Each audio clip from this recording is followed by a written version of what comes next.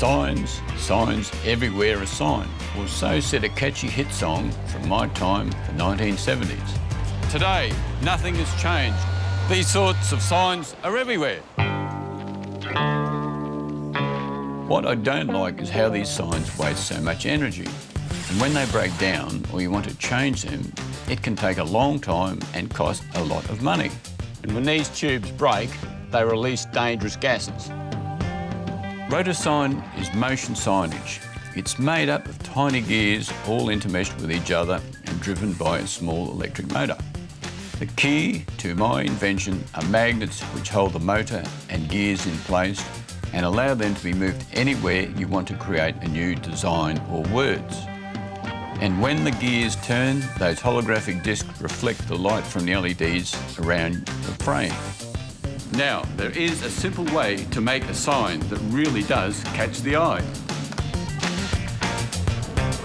Please welcome from Brisbane, John Brennan. Hey, John. Thank you, How you going? Thanks for coming in. Thank you very much. It's snazzy, isn't it? Oh, very, yeah. It's very snazzy. Children love it too. This whole thing's magnetised, and all these little doobie whackers, or as you call them, what do you call them? Well, Rotounits. Okay, can I call them doobie whackers? You can. They're all magnet. So there's a magnet on that side, and then there's a bit of a rotation thing there, and it actually spins. So when you turn it on, hit it, bro. Woo! Look at that. So they're all spinning round and reflecting the light, and it's using how much energy? About 1/5 to 1/8 of conventional signage. Wow, 1/5 of 1/8. That's not much at all. Your power bill goes down. And then when you want to change it, when they say, look, the new inventors now, we're going to go completely podcast and forget the whole television thing that's yesterday, then you simply adjust your sign and you've got the net inventors. See? So it's very easy to change, isn't it? Well, that's right. Lovely. If I can do it. Lovely. Come across to the panel and sit down. They, depending on how big they are, they vary in cost. But what would that one set you back, John? That one, as a favour, $1,500 to a customer. Right. But the bigger the more. Bigger the better and the more they cost. Yeah, right. Yeah, OK. Richard? The accurate positioning depends on the magnets really hanging on. And I'm wondering there if they're easy to take off and adjust around. The cogs are very tiny. Any sort of vibration, perhaps from traffic or a subway or whatever, it only needs one of them to get slightly out of alignment for it to become more static. Well, once they're there, they stay there. I've actually put a sale sign down the side of a car with a magnetically attachable drive unit and driven halfway across town, stopped, and they all kept going. Oh, well, nice. Once they're there, you switch it on, and look at shops they've been running for 2 years. And What's to prevent a curious cockroach, and aren't they all? Or perhaps just a bit of... well, perhaps I don't know if I've met them all. Yeah. Well, one lady rang up, some moths got attracted by it, or so attractive, and they got caught between the teeth, and happy ending for the moths, you know. But so now we have an acrylic front on where there's...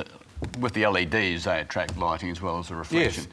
I know you're thinking about going quite big with this. Yes. How does it upscale? Do you have more than one drive gear? Because I could imagine that there would be quite a bit of pressure on that drive gear. That little motor will run 2 months non-stop on a D-cell battery. They use so little power, Wow, very that's not tiny good. motor. And it's geared down, so that's... And that's the only power it's using?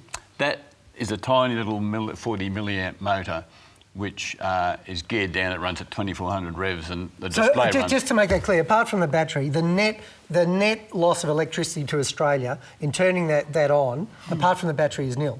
Zilch. Right. Yeah. But you'd be able to plug it in as well, I'd imagine. Oh, yeah, mains power.